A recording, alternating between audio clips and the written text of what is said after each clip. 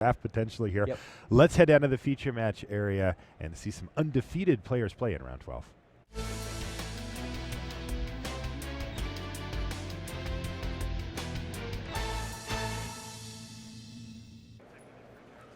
Hello and welcome to coverage of Grand Prix Las Vegas. Marshall Sutcliffe in the booth with Randy Buehler. And we're just about underway here in round number 12, where we have two of our last undefeated players. These two gentlemen plus one other make up the only players left with no losses. Now, we're pretty deep into the tournament here. This is the third round of the first draft here on day 2, and there's only one more draft to go. That means 3 rounds of actual action before we're going to figure out who's going to be our last undefeated player. Aaron Lewis and Easton Henry, of course, are 2 of the 3 that could be that person. And a quick start here from Aaron. We saw his deck a couple of rounds ago. Flare Husk right into the Sunspear Shikari. So a very aggressive start. His red-white deck can win quite quickly. Easton on the other side of the table has started off quite nicely himself, though. I do see 3 forests for him, so we got to wonder what other color he's playing. I see a mana leak in his hand, so he's got something. And Nest Invader is going to attack, immediately chump blocked by Flare Husk. You know now that Aaron's plan is to equip the Sunspear Shikari, though I will say now Easton Henry, he is at least threatening to put up a decent race here with that Kavu Primarch. Aaron's going to take his lifelink and first striking Sunspear Shikari into the red zone. Easton Henry, here. by the way, drafted 4 Kavu Primarchs. Wow. 3 of them in the main. So this is just the first of many. Great draw there from Easton, though. He finds an island, and he is going to be really happy to see that. He's got a mana leak in his hand. Thrive. And he's going to play Thrive here and take the beat to Aaron, it looks like. Wow, very aggressive. Take 7.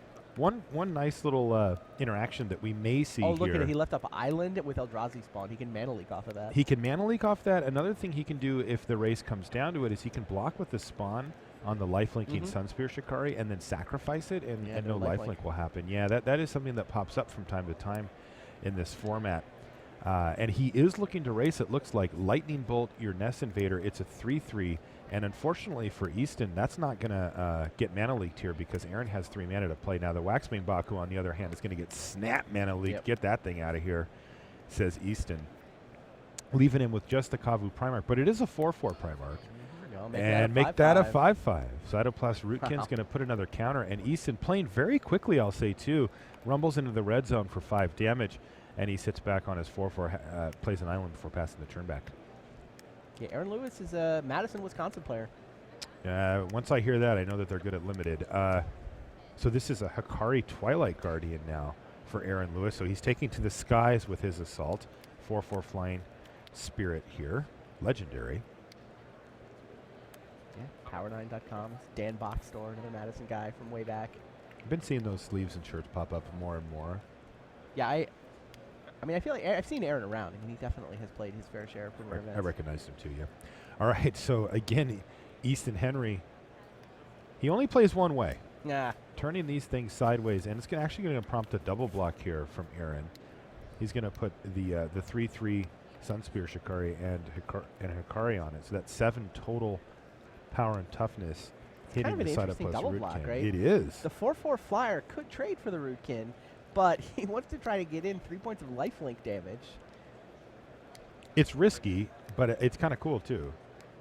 Yeah, I agree on both counts. I think it's pretty smart. I mean, the thing is, like, if Easton says, sure, Vapor Snag your Hikari, it's a little bit of a disaster. He would have done that pre-combat, though. You think so? He would if he could get rid of the 4/4, he would have done that before attacking with his phone 4/4. That's true. I think it's a nice read from Aaron. He got That's pretty cool. I like that play, yeah, and that could absolutely matter here. That was sweet. I mean, sure, if Easton wants to kill the Shikari instead of the big flyer, Aaron's fine with that, too. Yeah. All right, so Sickle Slicer and a Viashino Slaughtermaster are the 2 follow-up plays here for Lewis. Is looking to wrestle back the race here from Easton Henry, who has been pedal to the metal basically every single turn. He just kind of draws his card and goes, go to attacks, attack with all. And it looks like the race may have turned back in Aaron Lewis's favor, though, after that last sequence. It was just a trade, the Cytoplast Rootkin. Easton Henry is from Salt Lake City. That's the other reason, right? The Rootkin could have picked up the 2 counters off of the Primarch. Oh, right. So that was the That's other why he reason. has to throw another creature. Yeah. Good point. Okay, so here's 3 mana for a Cloud Elemental. He just drew that. His other card is a Forest in hand, I believe. So Cloud Elemental looking to chip away in the air here, but Fiery Fall to kill the Primarch means that this race is firmly in Lewis's favor here now. 3, 5, 6, 7 damage and 3 lifelink means that Heron's going to be at 18. Wow. While Eason's going to fall to 4.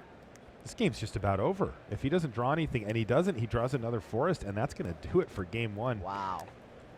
Easton Henry looks like he just does everything fast. Now he's immediately going to a sideboard here.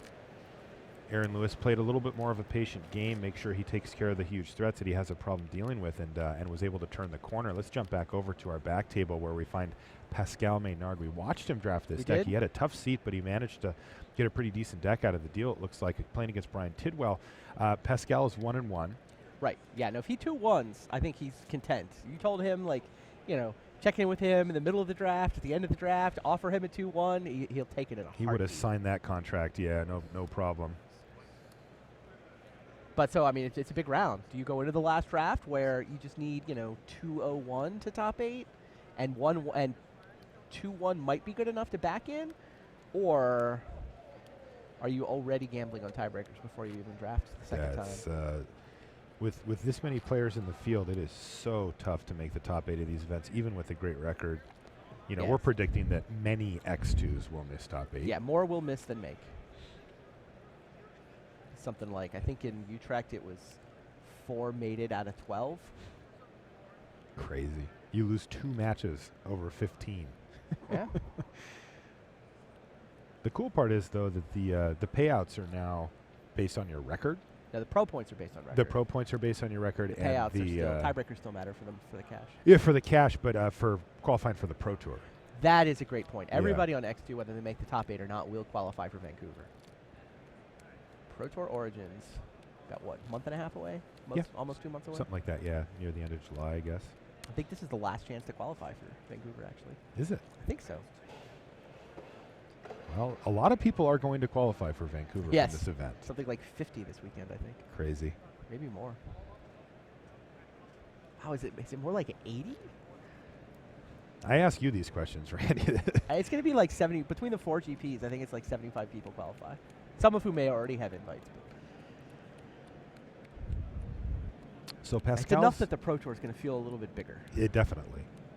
Pascal's surveying the scene here. He finds himself at 6 life, pretty low on life. Tidwell's at 11, can take a hit here. We see Rusted Relic sitting there. It's not actually active, though. Oh, Brian Tidwell's the guy that was on Pascal's left. This is the guy. Oh, that is him. Blue-white versus blue-white. Yeah, we didn't watch Brian draft. We watched Chris Fidel draft from Brian's left. We watched Pascal Maynard draft from Brian's right. And the word we got is that Brian started out trying to take Affinity, got that Rusted Relic pretty early, but that he had allegedly audibled into Elementals. But no, look at that mana base. That is not an Elementals deck mana base. Maybe he had to audible again. These are the 2 Affinity players who fought with each other through the entire draft, and now one of them will escape with a 2-1. And they both ended up deciding that Affinity was open enough to be in and barely made playables, it looks like. But yeah, Brian is... Ooh, this is a big draw here, Randy. Flare Husk for Brian Tidwell means that Rusted Relic is now active. And he's going to attack with his whole team into Maynard. They're in game 1. Pascal is lining up a chump block here. He's got just 1 blocker left. It's a Frogmite.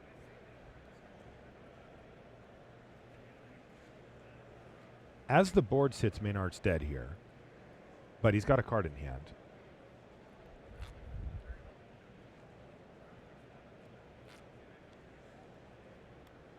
He's going to block the Rusted Relic. So the card that we're thinking of here is Vapor Snag. Maynard has 2. We watched him draft 2. Yeah, if he had Vapor Snag, though, he'd bounce Glint Hawk and turn off Rusted Relic.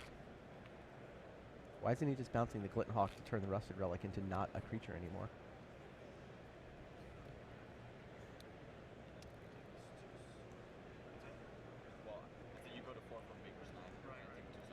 But yeah, Vapor Snag gets him out of it for sure. It does. It also drops Tidwell down in life. Looks like he's at 4 now. Okay, so he must have been at 11 the prior turn, taking a big hit, because now it says he's at 4. Yeah, now Vapor Snag is threatening, knocking Brian to 4.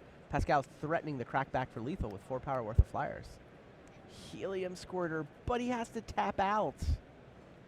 He's tapped out. He's got the Flare Husk token. Cloud Elemental plus Glinthawk Idol is just lethal, right? It is just lethal. He needed one more mana to be able to Helium give Squirter it doesn't have flying. natural flying. It has activated flying. Wow, so brutal. Let's jump Wow. over to our other Pascal match Maynard here. gets that game. Yeah. Vapor Snag. Vapor Snag does it. That was a properly close game Indeed. down the stretch. Let's get back to our main match before it's over. Again, Easton playing quite quickly, and Aaron Lewis's deck is very fast. Hey, there's a Helium Squirter. We were just talking about that. So Kavu Primarch with no counters on it is joined by a Helium Squirter. I'm pretty sure that Eldrazi spawn token is used up. It looks like it was used Yeah, to that's how he actually got turn cast 3 this Squirter. Primarch. Or his turn 3 Primarch or the turn 4 Squirter here, either way. So Lightning Bolt's going to take it down, as well as a point of damage from the Blink Moth Nexus here. Oh, yeah, he convoked with Nest Invader to get turn 3 Primarch. That's right. And then use the Eldrazi spawn for turn 4 Squirter, and we're caught up. And once again, we're racing. And there's a replacement Helium Squirter now. Yeah, this time, though, Aaron Lewis is on removal spells instead of creatures. Yeah, you're right. He's got Fiery Fall, Burst Lightning in hand. And his graveyard is Sunland's Lightning Bolt. Jeez. Well, that's That's what an happened to the Nest impressive Invader. removal All right, so Helium Squirter give this goes to Helium the Squirter air. flying. Yeah, he really wishes he could get a counter on that Primarch. That would make this clock quite quick, but instead he's going to have to settle for just getting in for 3 and passing the turn back. He's got 2 cards in hand and 4 mana available. And is this going to be Fiery Fall on the cycle? Yeah, can't do anything about that. Says Easton, go for it. Helium Squirter's been more impressive to me today than I think I was expecting. When we talked about how good flying was in this format, I mean, Helium Squirter, like 5 mana for a 3/3, it just looks Yeah, Snid, come on. undercosted by modern creature standards. Deeply undercosted, yeah. But spreading counters and giving flying, I think, is actually good enough. Maybe you get some proliferate shenanigans. Yeah, it's a good late game play. There's no doubt about that. All right, Waxmane Baku's the play here for Aaron. And Scatter. end step, scatter the seed. So that's what he was holding on to. I just knew Easton had something, right? It was like he's got the mana leak or something. And it was scatter the seed. So let's see if he can put these Sapperlink tokens to good use, because honestly, they don't look great here. Oh, they look a little better now that they have +1/+1 counters from the graft ability. So that's pretty nice.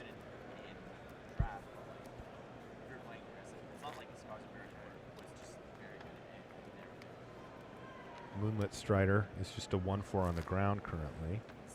It's not going to be able to buy anything back with Soul Shift, but it can still work. All right, so he's going to send both Sapperlinks to the skies.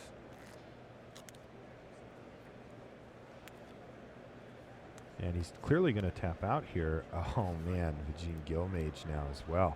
So that's basically another flyer for next turn. Aaron Lewis settling down to 7. And there's Hikari. So Hikari's going to trigger the Waxmane Baku and get a key counter on that. Most importantly, it's a 4/4 flying blocker. And it's a 4/4 flying blocker, which can hold off most of the team here, though I will say that Aaron Lewis is getting dangerously low on life total. Could almost swarm around. In fact, if he throws 4 everything. mana for 4 flyers, could win in 2 attacks.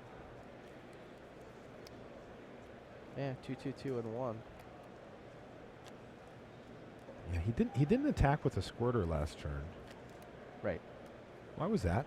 I wasn't sure. He said a mana he didn't use, right? Yeah, there was a mana left over. He just didn't send it. He attacked with it a turn prior, so he's certainly aware of it. All right, Randy, so what happens if he just sends the Squirter, the Guildmage, and the 2 Sapperlings into the sky here and just ships them in Aaron there? picks off one of them. I mean, basically, Easton can say, show me a removal spell. Right? He gets if he does that, commits to doing that 2 turns in a row, he'll deal 5, and then he'll deal 3. Well, that's 8. That'll get the job done. So would that? So it's either a removal spell or Waxmane Baku activation, but he'll know about that. Yeah. I mean, you declare your attack phase. You should declare your attack phase first, and then ask about Waxmane Baku. Okay, he's just sending the 2/2s. Well, the problem is if he sends Helium Squirter and loses it in combat, then he doesn't have the flyers for next turn. That's right. So this is smart. He gets through for 4, dropping Aaron to 3, and he still has the ability to swarm, including the squirter next turn. So, yeah, Easton, I think, played that right. Okay, but there was still burst lightning for the helium So we said, squirter, Easton was basically saying, show me a removal spell or I gotcha. And Aaron said, I have a removal spell. which is kind of uncanny, like you said. Is burst lightning bolt, fiery fall, and sunlance all in his graveyard here? It's just removal spells aplenty. Now Aaron attacks. Because he's got Boros, Swiftblade, and Viashino Slaughtermaster as the follow-ups, and he figures he's not dying in the air anymore. Yeah, no longer needs flying blockers because the squirter's dead. And he's got 4 ground blockers to Easton's 4 creatures. He's also got a Waxmane Baku. He also knows that Easton Henry is just blue-green, so he's not going to have any spells that are going to get any direct damage into him, so the way is clear. He's going to leaf back his Nexus, and I guess we can see why here. He's casting something huge. Guardian Firebird. 6/6 With the Firebird. Bloodthirst trigger. Suddenly there's 11 power worth of flyers next turn with the Nexus. Blinkmoth Nexus makes this lethal. 6 + 4 + 1. Wow, Aaron Lewis has really cleanly turned the Wow. corner in both of these games. Here's a Kavu Primarch that's going to get a kicker, so it's going to be a 7/7, but is that too late? It looks too late to me. It's 11 power worth of flyers, right? It is. And he's tapped out too. Crunch, that's it. Aaron Lewis, ladies and gentlemen. This was beautiful.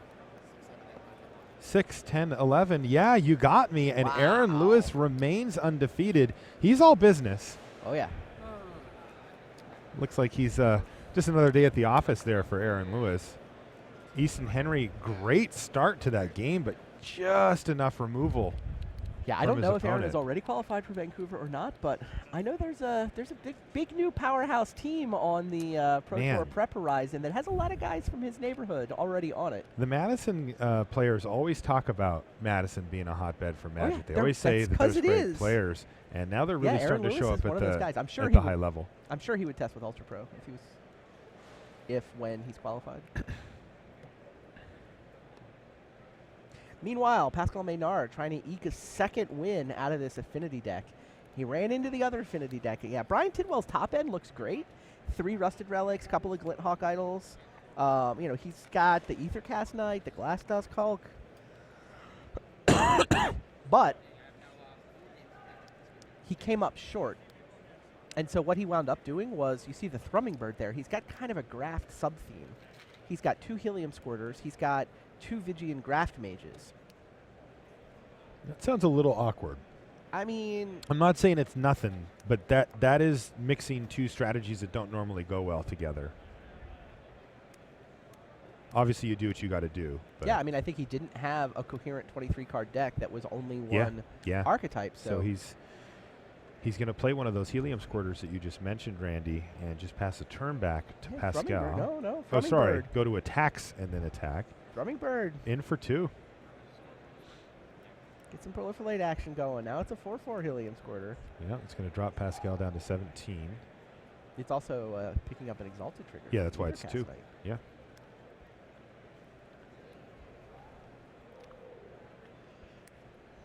I mean, this is a powerful ability. All right, well, Aether Snipe is going to set the tide back. Speaking of powerful cards that only wound up in the Affinity deck because we needed to flesh it out to 23. That's true. Cloud Elemental and Aether Snipe. Not exactly high synergy cards, but... This is when he thought he was going to draft Elementals. Yeah.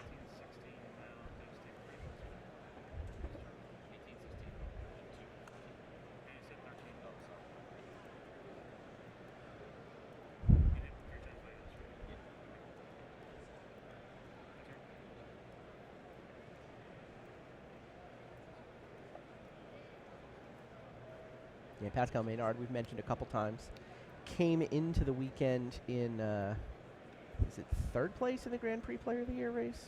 Look that up. All right, there's the Helium Squirter back in action here. Yeah, he came into the weekend in 3rd place. However, he's been passed by Martin Juza, who put up a 12-3 in Utrecht. But that's not fair because Leapfrog him. Is already done with his tournament. I'm just, as of this moment, Martin Juza is in 3rd, 1 point ahead of Pascal Maynard. I haven't heard an update on Alexander Hayne either. Hayne is definitely on day 2. He can put some points up. He's in 1st place. He squeaked in at a 7-2. Hey, from Grand Prix Player of the Year purposes, You don't need to make top 8. Just pick up 3 points for the 12-3. Hayne would be, I think, content with 12-3 for 3 pro points.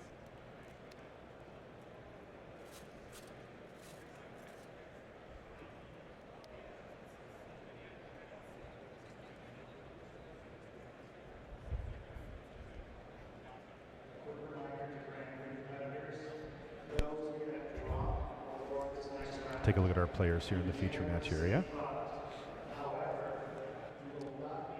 Tidwell is from Dallas, Texas. Came for the event. And there's that Vapor Snag. That's the best, one of the best forms for removal that Pascal actually was able to find for this deck. Yeah. And he's been using them pretty aggressively. It looks like he's going to line up an attack here. You A can't pretty really decent let one, too. Thrumming Bird Helium Squirter keep going forever. You got to try to gum up the works somehow, right? Yeah. Aether Snipe's big enough to attack on the ground. Cloud Elemental's still flying over.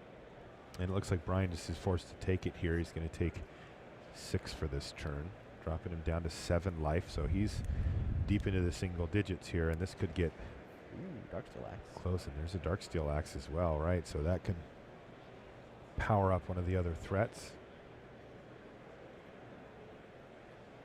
Maybe turn Homunculus into a 4/4 attacker. Or Mechanist into 4/4 in the air.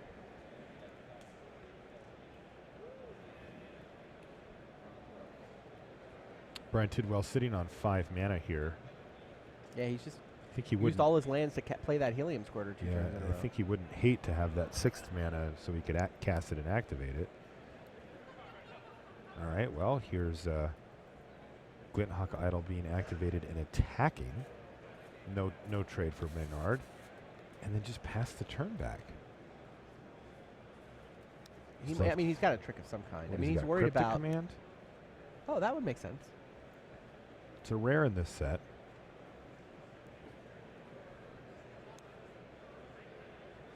A rare he did not draft. All right, well, we're going to find out shortly here because Tidwell's down a game I mean, the and problem... facing a big attack here. Yeah, if Brian had just tapped out for Helium Squirter, Pascal's could probably find a way to kill him, right? Probably, especially without that 6th land. Right. Yeah, Yep. he's just chump blocking with the bird. Which is why Pascal's thinking about putting the axe on the Spellskite. It's not a wall. It's not a defender. It can attack. So he could have 5 different creatures, 4 of them with 2 power, plus the Aether Snipe. Seems like a pretty smart play for Pascal, right? Just diversify threats. No, it goes for Court Homunculus. So. Yeah, if he puts it on the Spellskite, he turns a non-threat into a threat, which gives him a wider stance here, but then he has no blockers. He risks Right. taking a little bit more damage on the crackback. But I mean, from what? I don't know. I might have attacked with the Spellskite here. Instead, 2 4-power guys and 4 power worth of flyers.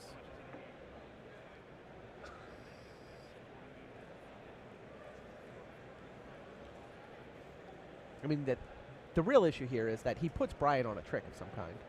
So he figures if there's whatever's coming, Spellskite may just want to grab it.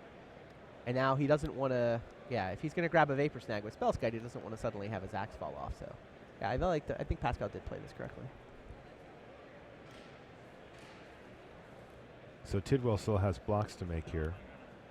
He It's doesn't tough, have the too. He can't, if he lets either 4-power creature hit him, does he lose? No, I guess he could take 6. Instead, he's decided to take 4. Yep, both the Fairy Mechanist and the Cloud It's Elemental a chump and a chump. have gotten in there, but yeah, this has gone poorly here for Tidwell. Wow. And Spellskite comes straight back. And Free Frogmite, he Frogmite almost goes- tapped the mana for it. He thought, you know what, pay an even Island, slightly man. better price. And there's that island 6 now for land, too Tidwell. little, too late. Looks like Pascal Maynard is going to eke out the 2/1. I mean, when the 2 affinity deck players fight, it seems like the guy on the right should have the better deck, right? It does. Pascal was the guy on the right. He had the better affinity deck. He gets the 2/1. He's still very much in top 8 contention going into the last draft and looking to put some more points up in that Grand Prix Player of the Year race, see if he can get himself an invitation to Worlds. Yeah, Brian Tidwell just had the 2 helium squirters left in his hand. As that game came to a close, he showed them to Pascal and said, yeah, good game. Yeah, Tidwell basically sitting down for a Pro Tour Qualifier top 8 draft. That's right. Right? He's got 1 draft, 3-0 the draft, you get invited to the Pro Tour. That's great. That's a good way to look at that. We'll take that, right? Right now, can I go? No. Okay. I would take it then. Okay, here's a turbo match. King of the Hill. Yes, speaking of undefeated players, Andrew Lozano is the other undefeated player in the field. He's the King of the Hill. This is the Pod 2 finals, essentially. Alan Breitman is also 2-0, but came in with a loss. Only had enough undefeateds to fill 1.5 pods. Yeah, I know where we're going here. Dragon Soul Knight usually means you're playing 5 colors or a red aggressive deck, and judging on the permanents over on the side of the table there for Andrew, we know which direction he's going. He's 5 color.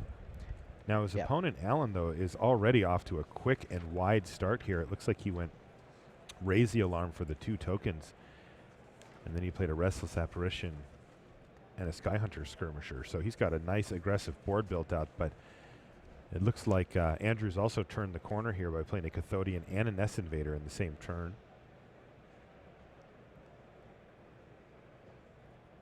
And there's an Etched Monstrosity as well. That's going to come down with 5 -1/-1 counters on it. And even though Andrew has a whole bunch of forests on board, well, it would have been a great blocker as a 5/5. The problem, of course, Oblivion Ring has now neutralized that particular threat.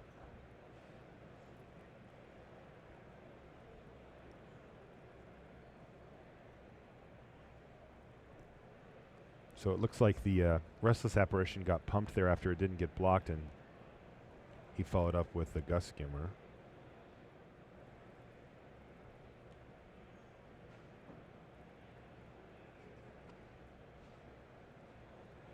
Wow. Nest Invader just trades? It just traded for a Restless Apparition. Andrew has to be thrilled with that outcome. Yeah.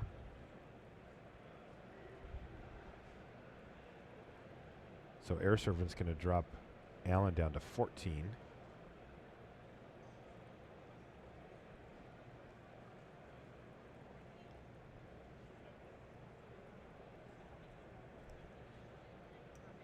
Oh, okay. It didn't trade. It just He moved it somewhere else? Okay. He's moving them to the middle when he attacks. And then moving them to that's the fair. right Yeah, it to didn't make a blow whole our- lot of sense that it Like, would I saw the tap mana from the pump, so.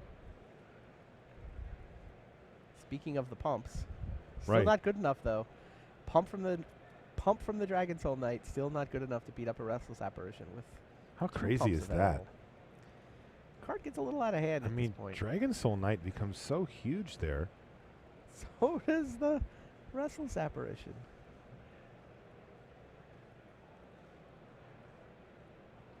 And here comes that Restless Apparition again. In fact, everybody's going to hit the red zone here. Pump. It's a 5/5. Take 7. Eat your Gust Skimmer. Play a Fairy Mechanist. Didn't see if he got anything, but I think he... No. Well, he played the Rune Servitor either way. Now, that's a lot of mana on Andrew Lozano's side. You got to figure like he's got something to do with all that mana, right? Isn't this why you play these decks? Well, that deck is more vulnerable to flooding out than most. You play a lot of ramp spells. You may have like 15, 16 land in your deck, but then you have like 5 rampant growth equivalents. Sometimes you don't draw the threats you need. Or in this case, the Savage Twisters that you need. All right, well, this is a nice Gain play, 8 though. life. It's going to gain life at instant speed.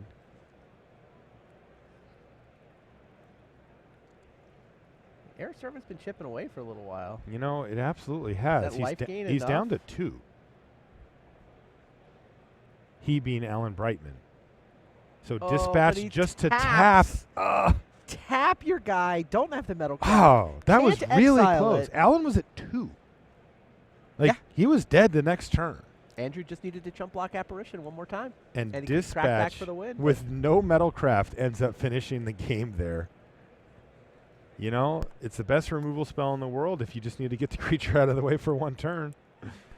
And if you have metalcraft, it's also just the best removal spell in the world. All right, game 2. Alan Breitman up a game. Breitman is from Long Island. Lozano won't have his Whoa, Big turn moment. 3 Creekwood Liege? Wow. Holy smokes, he just went Nest Invader into Creekwood Liege, and he got to untap with it? Into Rusted Relic? What is this? Both of these guys have like half an affinity deck. How is that even a thing? Banefire. Banefire to take down the Liege means that it's not going to get completely out of hand.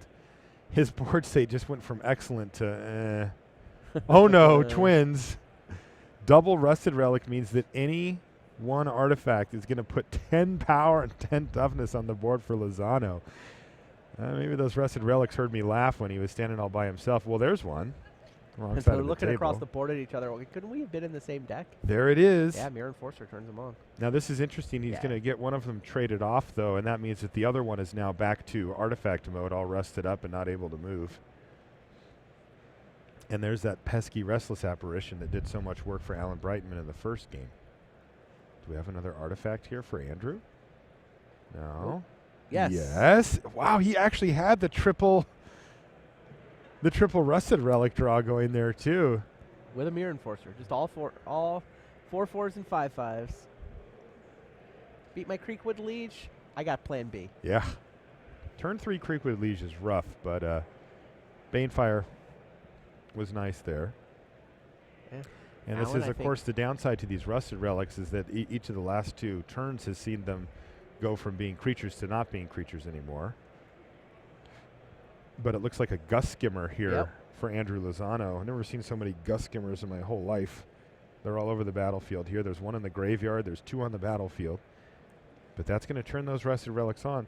And that's all that really matters here if you're sitting in Andrew Lozano's seat. And it looks like we've caught up to real life where Andrew Lozano's just equalized. On to game 3. Rusted Relic. Wow. Yeah, sometimes you go Creekwood Liege into Rusted Relic. It happens. You've got to be kidding. Is that number the number that I think it is? That's the number you think it is. There are 6 Rusted Relics in Andrew Lozano's sideboard. So he boarded into that deck? He boarded into Rusted Relic deck for this matchup. He has 6? That's why I asked you. Is that number the That's number a that I think 6. it is? Yes, that is 100% a 6. That's the Rusted Relic line on this deck list. Yeah, I'm like, he was a 5-color deck. I watched him win King of the Hill last round. His mana base, his main deck is 6/2/2/1/1 with 3 bounce lands and an Evolving Wilds. He's a 5-color deck. But 5-color colorless deck? That is awesome. 6 Rusted Relics. 6 Rusted Relics. And, I mean, you don't bring in 3 of them. You know, They're no. coming in. They're coming in. So we were talking about Modern Masters bingo earlier, Randy. I think you hit the bingo square if your attack force is 3 Rusted Relics and no other artifacts. Sure. That's definitely there. I mean, if you get 6 on there, I think you just win the game, period. You should get some type of award. Perhaps be carried off by your friends on their shoulders or whatever. I mean, but his main deck has an Alloy Mirror, Cathodian, an Etched Monstrosity, a Gust Skimmer, a Rune Servitor, a Skyreach Manta. So, you know, and Sphere of the 1, Suns 2, 3, too, right? 4, 5, 6, and 2 Two Sphere of the Suns. Yeah, okay. So you're at 8 artifacts already. His Now, how side- many would you like to have, though, for Rusted Relic to be consistently decent? Like 15? Yeah, right? Like 12 to 15 range? I know that you value Darksteel Citadel really highly. I do. I like. I mean, if you're For playing that it- reason. I mean, not if you're trying to cast Creekwood Liege. Yeah. Yeah, this deck looks 2 like it Mirror Enfor- we took know some Mirror very Enforcer sharp came in. turns. Yeah, Mirror Enforcer was There's there. 2 of those in the sideboard. So he apparently brought in 6 Rusted Relic, 2 Mirror Enforcer to take his artifact count from 8 to 16. Sounds great. This is just hilarious. By the way, sorry, there's he's another 11 artifact. and 0. There's a Skyreach Manta. That counts for Rusted Relic Absolutely. and for 5-color. It's another 5/5. It's a 5-color affinity deck. Yeah. Except it can sideboard in the affinity part. Metalcraft part, anyway. This is just too good. That's hilarious. What do you take out? Yeah, that's the thing I wonder.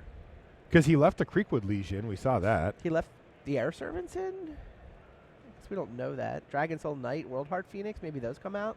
They're just too slow for this matchup, maybe.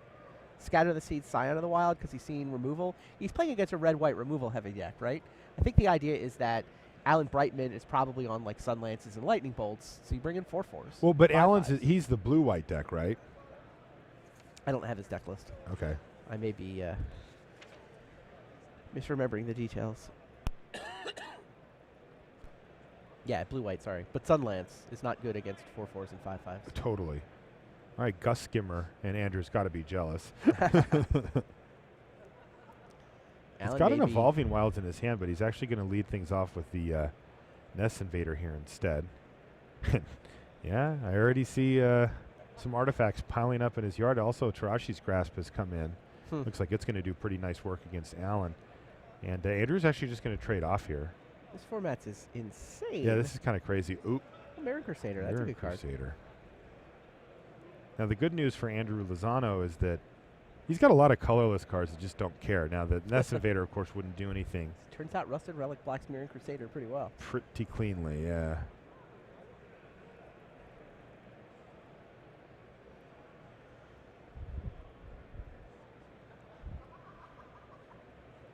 There is a surprising amount of synergy between the 5-color strategy and the affinity strategy, just because having a bunch of colorless spells in your deck, and like I said, we think that Andrew now has upwards of 16 colorless cards in his deck. You can just put whatever basic lands in you want. Like, you don't care what your basics are if you're casting Rusted Relics. Right. All right, So Restless Apparitions, the follow-up play here for Alan Breitman. So his board's getting pretty scary. Andrew, he took that turn off from the Evolving Wilds to cast the Nest Invader. And as it sits, it looks like that's a pretty costly one. If he doesn't do anything for this turn, he could find himself quite behind here. It takes a little while to get old Rusty, the Rusted Relic, up and running. Yep. Even if he does play one the next turn, it doesn't do much here. Yeah, and the problem with 6 relics is that they don't make the enforcers cheap very quickly. Yeah. Yeah, you really need the cheap artifacts to make those Rusted Relics great, which is, why you were saying you like the Darksteel Citadel. It's the cheapest. Yeah. Doesn't even take a spell slot. And you see Glint Hawk Idol gets drafted super high. Oh, Lozano wow. just dumps with a Rusted shrug. Relic on like, sure, here Flick we of the go. wrist as the Eldrazi spawn gets rejected. You see he misses his land drop here Yeah. as well, so this could be a quick one as Alan Breitman's had a really nice draw, and it's not getting any worse with that Air Servant. I think we're going to see Alan Breitman close this thing out pretty quickly. Yeah. To Andrew Lozano here, especially if he can't find a land. Tough one here. Yeah. Sideboard plan Lozano. worked in game 2. Not working so much here in game 3. Yeah, this quick start is exactly what Andrew Lozano doesn't want to see with his 6 Rusted Relic deck. It takes over the mid to late stage of the game, but the early game, He did doesn't just have the now draw a tools. Cathodian. That would have been great 2 turns ago.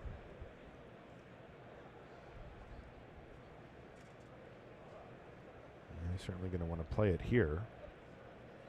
But yeah. Wow, he just looks at the board and just can't find anything here No, makes and sense. has to extend the hand. Alan Breitman knocks off Andrew Lozano, who New King of the Hill. was 11-0, is no longer. Breitman was playing up at 10-1. Right. He's yeah.